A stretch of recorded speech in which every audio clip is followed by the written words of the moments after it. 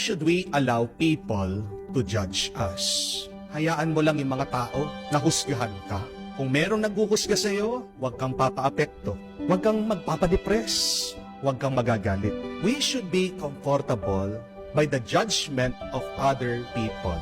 Why is that?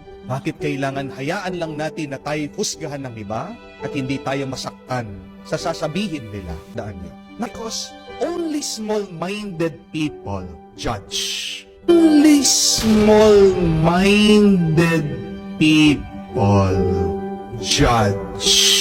Wise people, they do not judge. Intelligent people tries to understand others. Pag merong naghuhusga, tandaan niyo po, ang taong yan, makitid ang utak, makitid ang pag-iisip. Hayaan mo na husgahan ka nila kasi pinapakita nila ang totoo nilang pagkatao. Pinapakita nila ang totoo nilang pagkatao.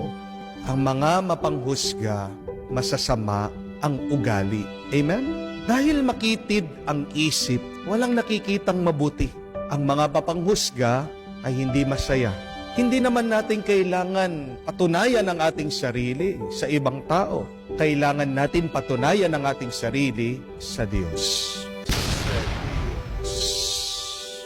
Something good gonna happen in this year.